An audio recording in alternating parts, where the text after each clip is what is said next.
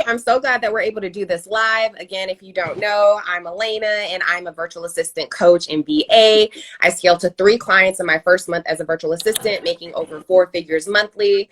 A year and a half later, I've pivoted as a VA coach and have had the opportunity to mentor over 20 aspiring virtual assistants who have now, increased their confidence, become their own business owner, have more freedom to do the things they love, and make an uncapped income. And today, Kelsey, the social solutions agency, and we're going to chat about how you can go from an unmotivated employee to a thriving virtual assistant business owner. So Kelsey, give us a little introduction. Hey guys, so I probably won't do as great of a job as Alaina, but my name is Kelsey. I'm the owner of the Social Solutions Agency.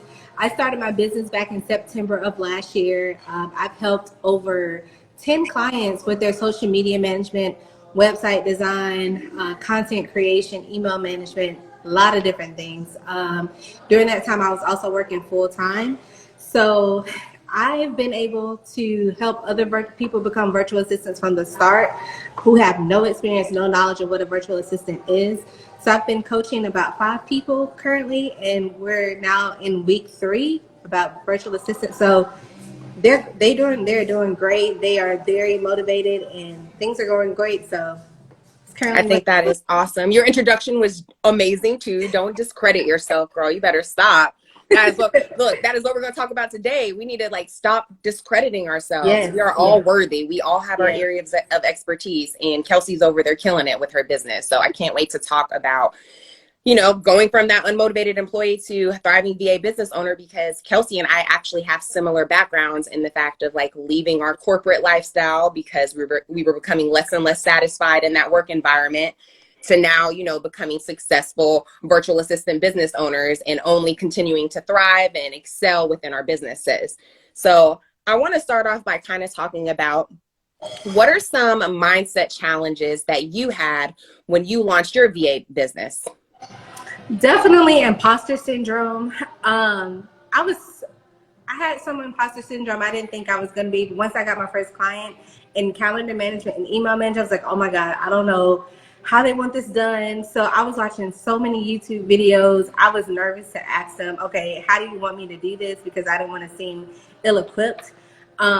But definitely being able to get over the fact that, this is my business. This is something that I could do. I want to learn. So imposter syndrome was definitely a big thing for me. And then making sure that I don't overprice. I was undercharging so much for the first couple of clients that I had. So making sure that I'm not overcharging them, but I realized I was not charging enough. I 100% agree with you there. Those were very similar mindset struggles that I had as well, because that imposter syndrome, I keep talking about this, but it's not even a true medical diagnosis. I can't stress that enough. I think it's so crazy because a lot of us think that, oh, it really is some type of medical thing. We need to go get those placebos for it. No, imposter syndrome is not even real. It's what you keep telling yourself, and it'll hold you back. So I too, when I first launched my business, it was, I don't know if you've been following me since then, or any of our followers that are on right now have, but when I first launched my business January of 2021, I immediately, within that first month, I had 3 clients.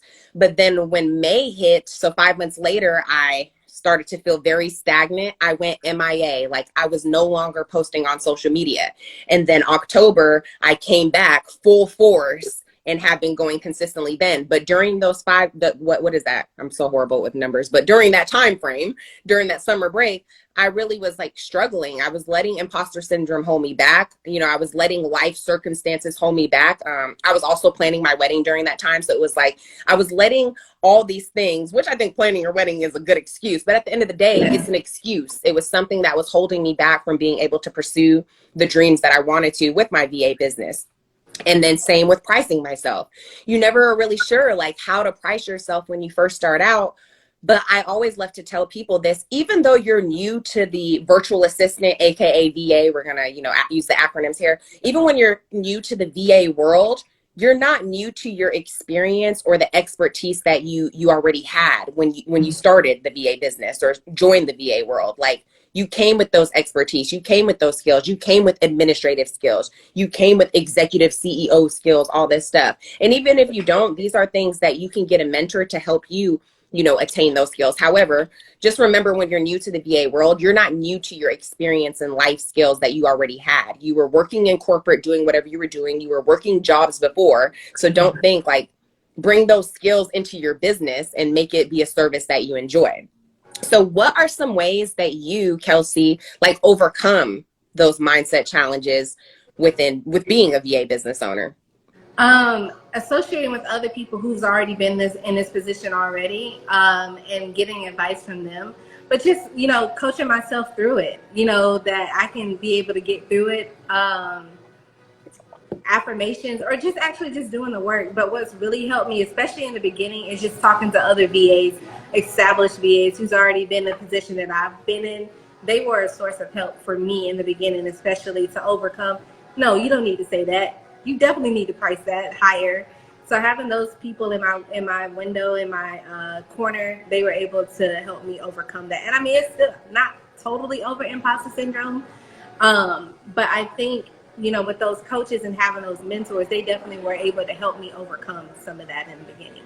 Yeah, I definitely agree. That support system is crucial to, excelling in your life and with business. And I think too often people need to realize that sometimes your support system is not your family and friends, which grateful, luckily for myself, it is my family and friends. But for some people, it's not. You need to find that community that's going to be there to support you, who knows the struggles that you're going through, who knows what you've already had to go through to get to where you're at now, who knows the goals that you want to achieve, because they're going to be the ones that actually put you in that predicament.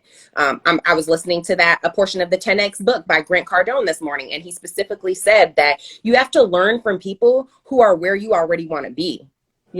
Why would I be learning from somebody who's not where I want to be? I want to learn from somebody who is where I want to be. Like, that's the only way you're going to get there. And one person is not going to teach you how to do that. Multiple people are going to. No billionaire, millionaire has done it by themselves. They did it with their support system. Mm-hmm. So finding that crowd that you relate to and truly understands your ideas and beliefs and goals as a business owner, it's so crucial to your success. So I agree with that. And I also agree with how you said that, the imposter syndrome didn't just go away. It's not going to go away. Like, even with me feeling confident as I am now, it's something that you continuously work on. It's something that when you step into this next level of life or next level of business, like, we're always going to have those mindset challenges that are going to try to hold us back. But it's like, how are you going to navigate through those? So I love that you said affirmations, because yes, affirmations is a great way to start changing your mindset. And people think that, talking about your mindset all the time, they're like, oh, people are always talking about you need to have a good mindset, but like, it's key, is it not? It definitely is. Because why do people think that it's not the case, I mean, I think just like people think that mental health is not a thing. I mean, more people in our generation are realizing that, but for whatever reason, people think it's not important. And it, like you said, it definitely is. Like you say, affirmations is my thing. Yes. Yes.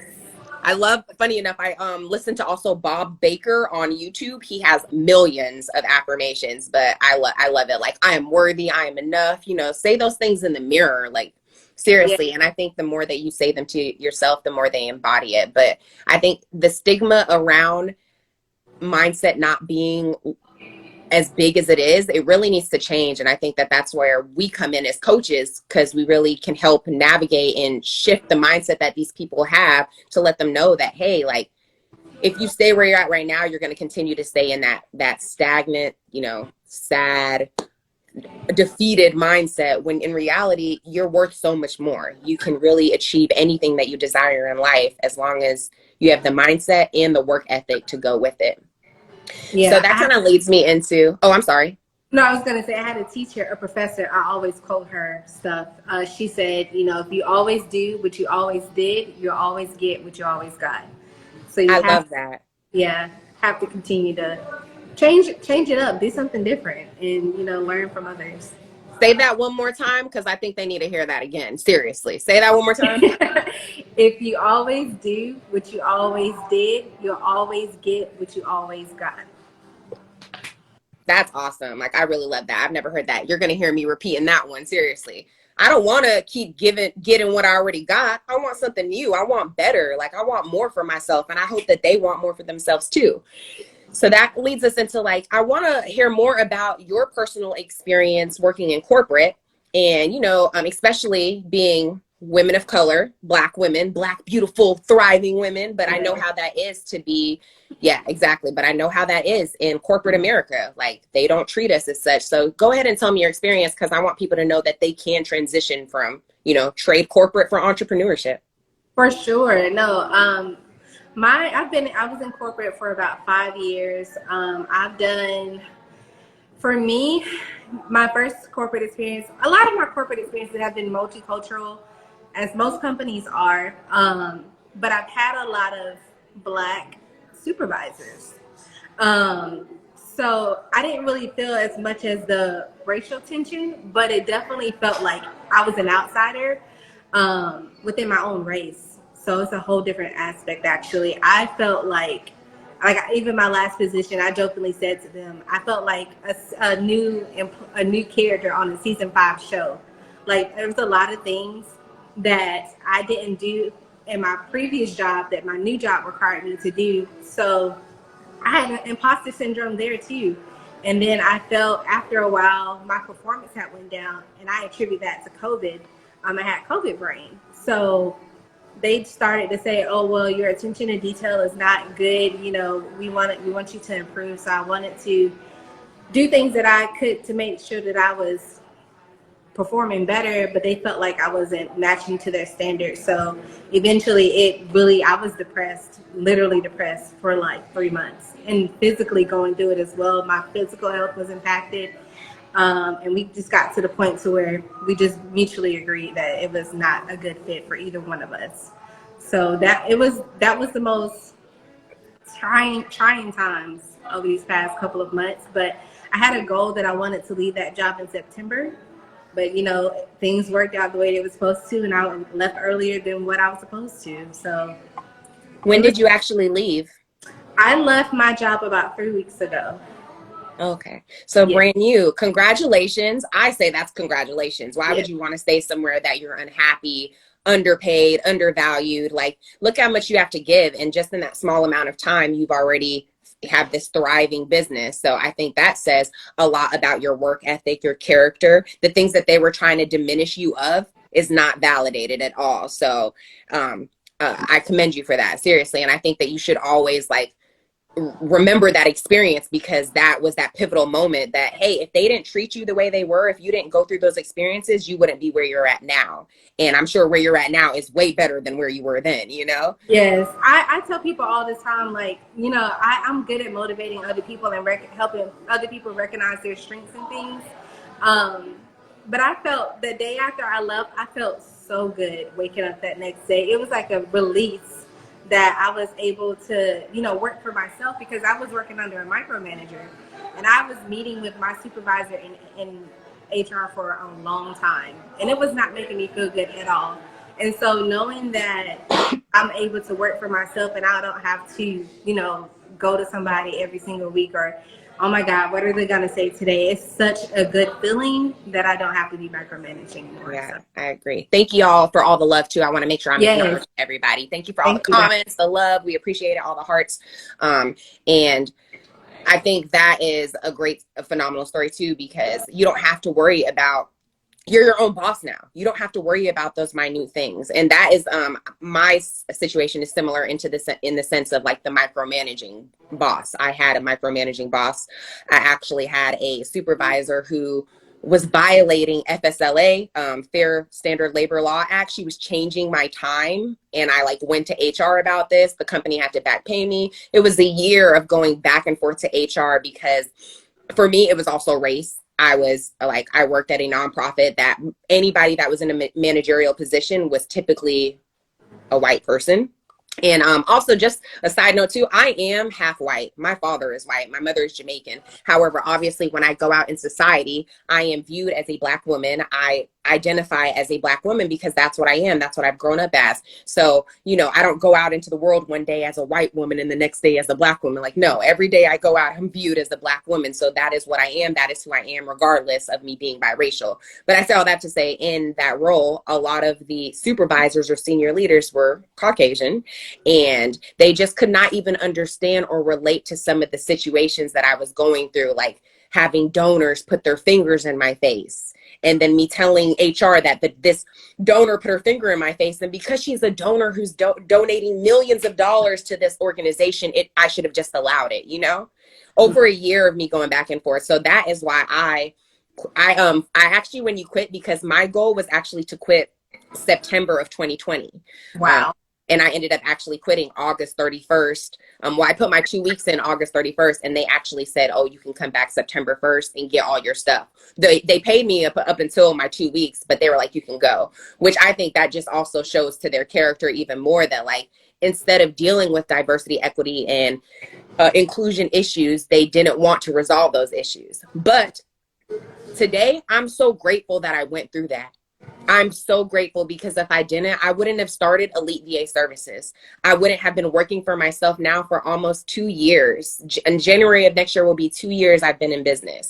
So everything thank God, like everything that happened there, everything that happened at your corporate job, it led us to this moment. So I think people need to always recognize that, like, if you're in a negative situation right now in your work situation, I'm not telling you to just go quit on a leap of faith like I did, or like you Beyonce telling people to quit, so I don't know. I definitely say, like, if it's not conducive to your mental health and physical health anymore, yeah, you need to do what's best for you, leave that negative situation. Because I say this all the time, I've never heard of anyone who's taken a leap and then it didn't work out in their favor. Every story that you've heard of people investing in themselves and taking those leap of faiths, that really turns into something of substance, that really turns into an opportunity that they would have missed because of imposter syndrome had they not followed through. So thank you to those corporate jobs. Y'all lost some good ones. Yes, for sure. I haven't even told my whole story.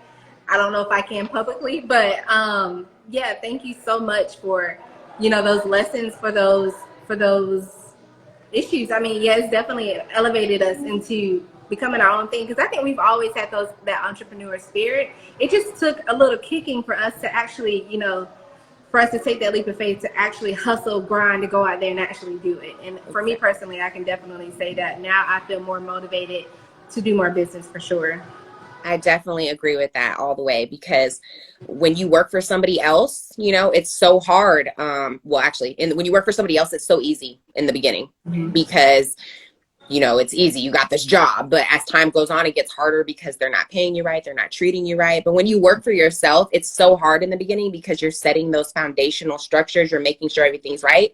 But as time goes on, it gets easier. So I would much rather work for myself, and it'd be so hard in the beginning, but as time goes on, it gets easier, rather than working for somebody else's dreams and not being treated right. So I think that's great. And maybe, in the long run, you'll be able to share your full story with your audience, because I'm sure they want to hear that too. I want to hear it.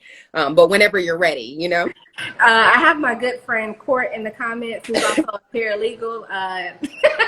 She's the one who said no, #NDA. So oh, well, definitely, protect yourself at all costs. Don't share that. But look, whenever you can, if that ever is an opportunity. I really look at it like this too, like in the sense of, I can't wait until I'm thriving. I'm going to go back to that organization and donate money. Like, what? You thought you cheated on me? Oh, now I'm putting money in your business. Like, get out of here. Bye. Like, really kill them with kindness all the time. That's truly what I think is the best way to do it. Like, kill your naysayers with kindness. That's all you really can do. So kind of, I guess, we already shared about like your background, and I've already shared mine too. So I really want to talk about how our corporate life situation has allowed us to like take that leap within our business. And we kind of touched on that, but I really want us to go deeper into that. So how do you think your corporate life really allowed you, that all the experiences that you gained there before you left really allowed you to take that leap and focus on your business? For me, as far as skill set, it definitely gave me the what's the word I'm looking for? I can't think of the word right now. I just left my brain. But basically, it gave me professional skills to be able to do things like email management, be able to communicate to my clients in a professional way so that I can be able to retain their business and be able to communicate with them effectively. I believe when I was working my job, doing this part-time, but also working my business full-time, I set a schedule out in the beginning, how many hours I wanted to work and what my life would look like if I was to do this full-time. So it gave me the opportunity to see what time would look like for me as a full-time VA. It helped me build relationships with people to, I would say, build relationships with people who are already in that corporate field that are able to, I'm trying to figure out what I'm trying to say. I guess just build better relationships with people, essentially, because that's the nature of our business as a virtual assistant. Yeah. Building and fostering relationships. As a virtual assistant and as an entrepreneur, I kind of shy away from reaching out to people, but working in the professional field, you're reaching out to people you've never talked to before when you're sending out emails. In my field, I was working in accounting, and I would have to reach out to people I've never talked to, asking them for money. Yeah.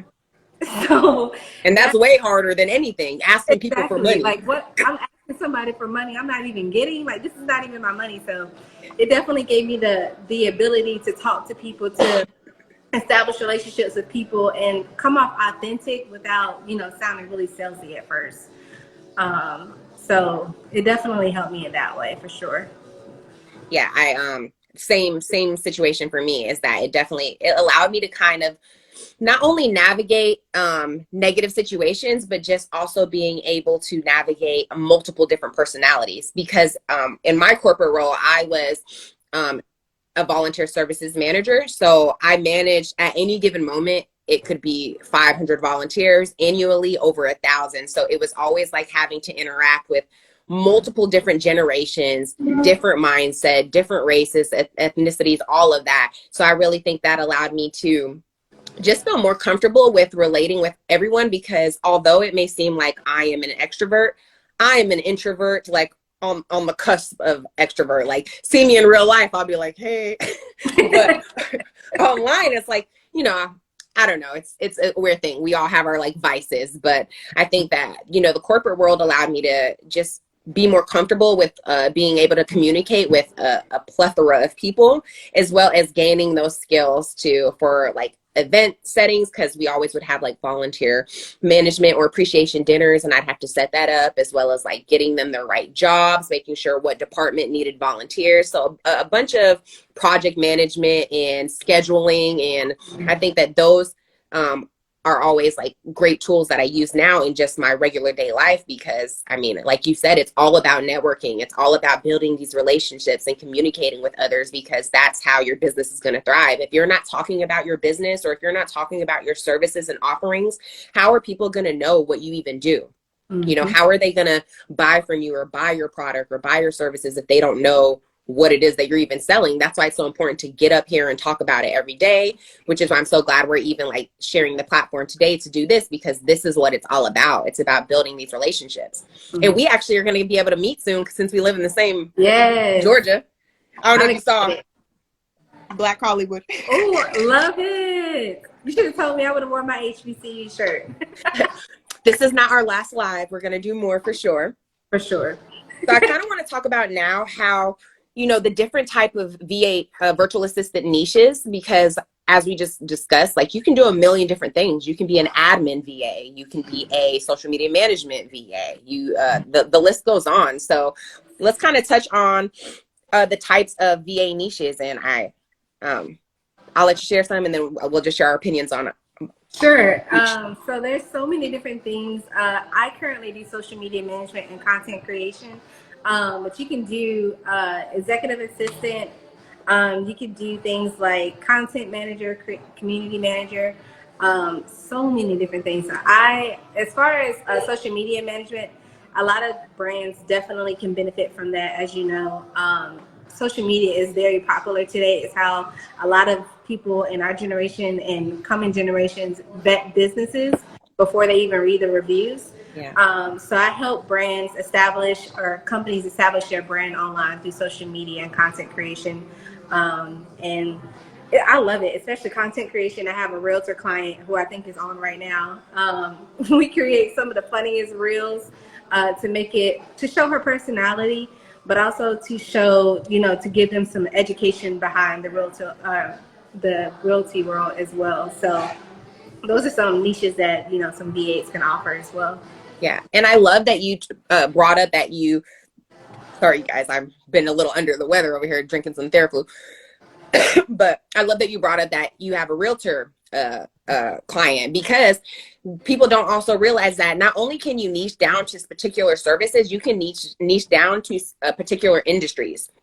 So you can offer only social media management to real estate agents or wedding photographers or wedding planners or particular businesses that really like you enjoy working with. You don't have to do social media management for a variety of people. Like, you can niche down. And I think it's so important to niche down, because when you do, it's like people are going to start coming to you as the expert for that particular thing. When you're doing too many things, people don't, one, they probably think that you're spreading yourself thin, which I'm one to talk. I do a couple things, but they probably think you're spreading yourself thin.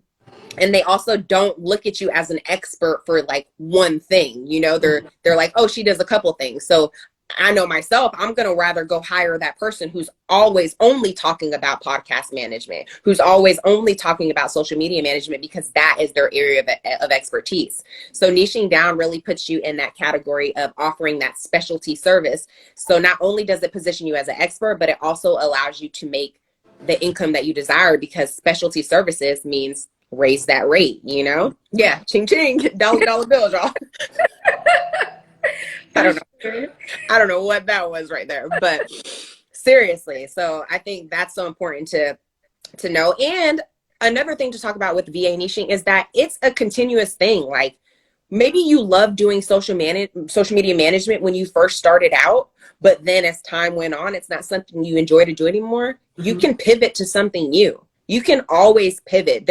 You can always go back to the drawing board and start again. Like, there's nothing that's preventing you from doing so, especially when you're your own business owner, your own boss. You have that privilege to change it, to make it better, to do things that you enjoy, because at the end of the day, that's what we're all here for. We're here to be our own boss. We're here to have more freedom. We're here to do work that we actually love, that fills our soul, that really makes us happy. Like, that's what it's all about. So there's no right or wrong way to pivot and, change the services that you're offering, or change whatever it is that you want to do. Because, I mean, shoot, look at us. Like, we pivoted already in such a short amount of time. And I think that's phenomenal. And people need to know that you don't have to stay stagnant or stuck where you're at. You can always shift that. I was waiting for you to say your line. I love the line that you've been saying to me here recently: create the life that you want to live. Yeah. So definitely with VA niching, we can do that. So I appreciate that. With the lifestyle. I'm glad you like that, because seriously, that's what it's about.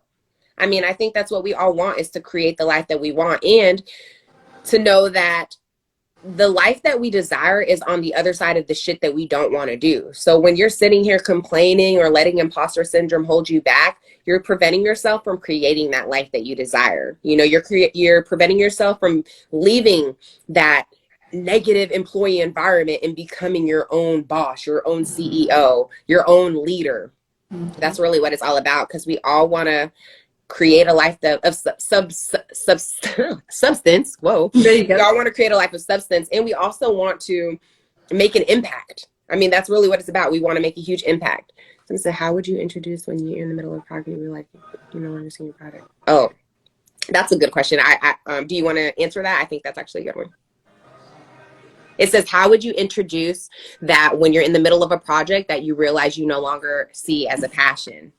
Look, for me, I actually had this conversation kind of yesterday with one of my clients. You can give them different, if you're doing, like, I do social media management, content creation, calendar management, and email management for one of my clients right now. And I realize social media management and content creation is something that I would prefer doing. So you could just tell them, this is what for me at least, this is what I did. This is the prices that I'm charging you right now. If we were to continue doing it this way, these are the individual prices. If we do just calendar management, if we do just email management, if you want me to continue to do these things, this is the price that it's going to be.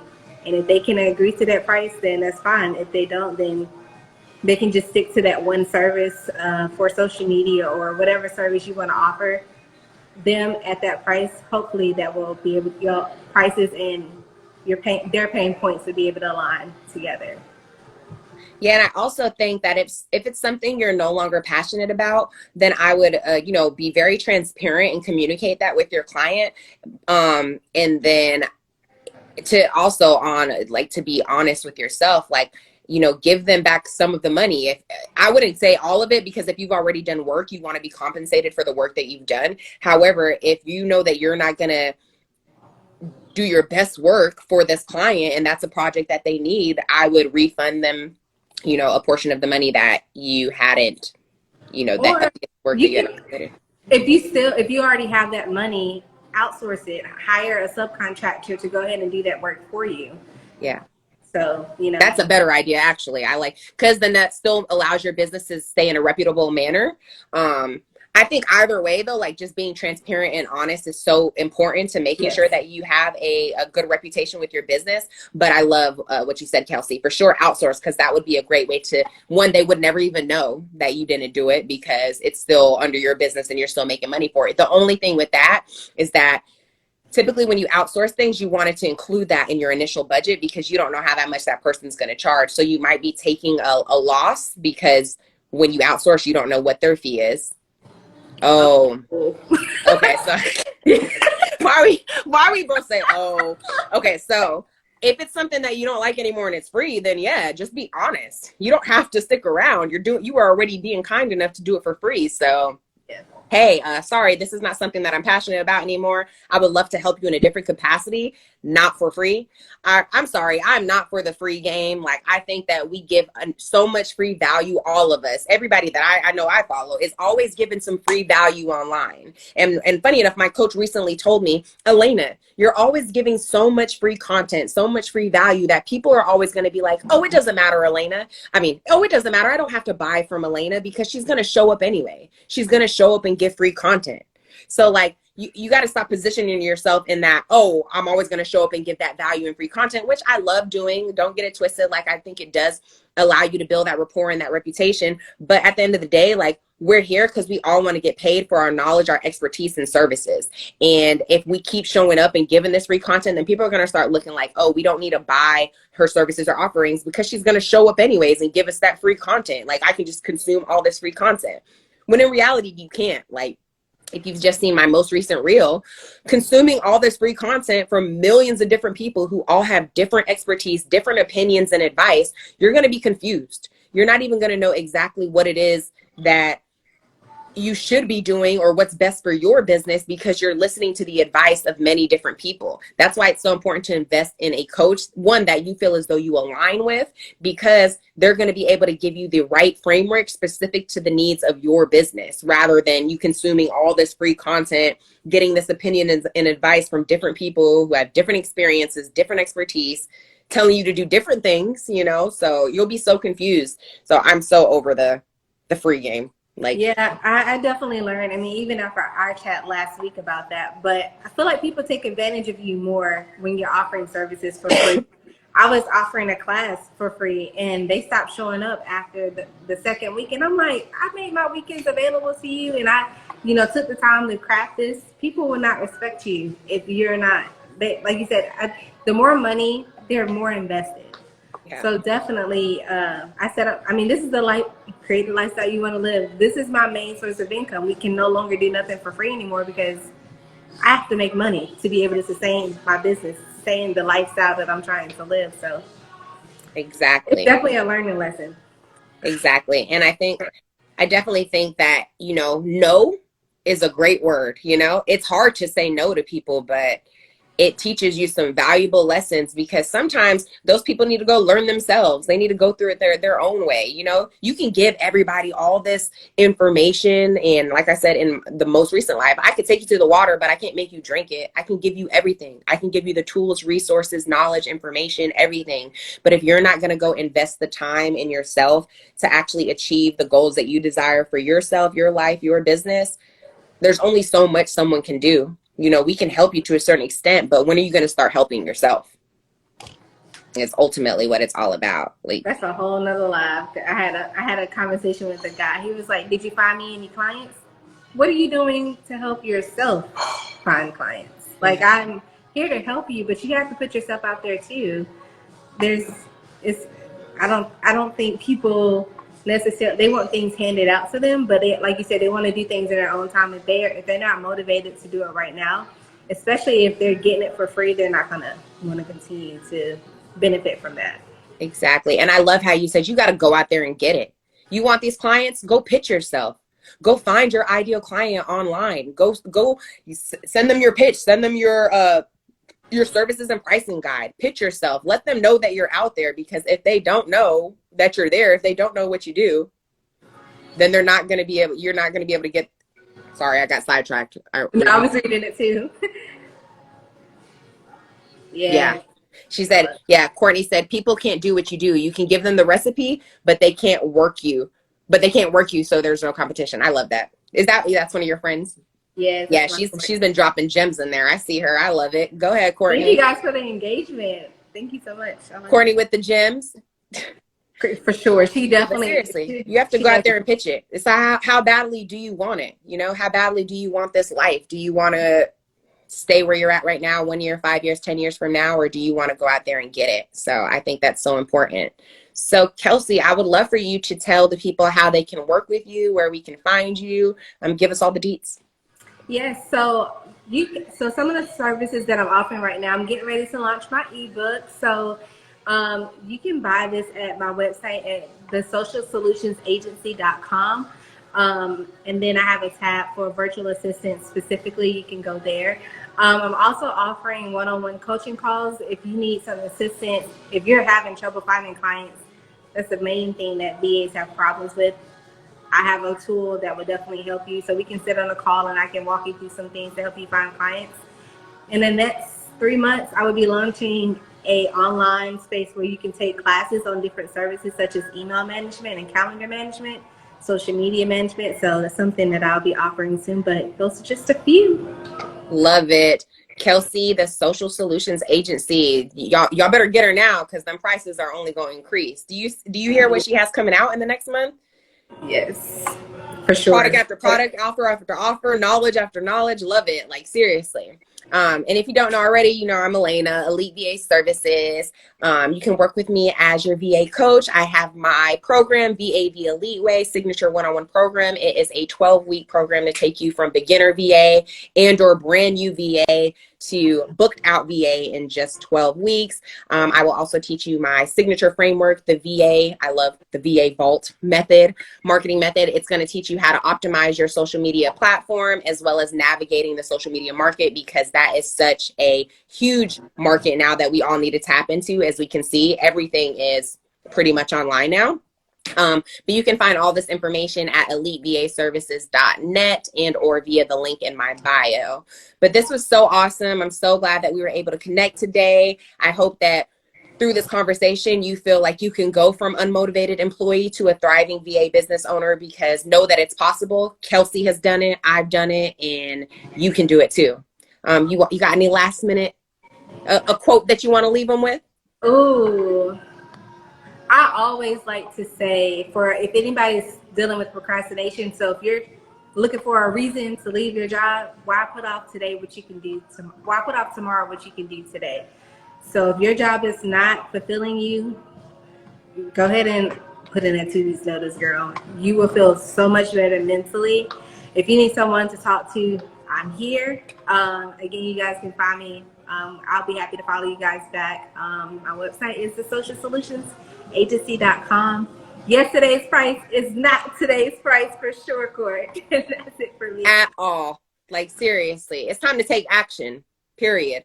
It's time for you to go from unmotivated employee to CEO, thriving VA boss, leader, all of that. And I know that you can do it. So thank you so much again, Kelsey. I hope that y'all enjoyed this live. You can catch the replay on my page. And I'm actually going to tag you as a collaborator. So it's going to be on your page too, sis. But thank y'all for taking the time to tune in today. If you, I'm just grateful to do this. So thank you, Kelsey. Hope you have a great rest of your day. Thank you for all the supporters. Love y'all. Thank you, guys. Bye. Bye.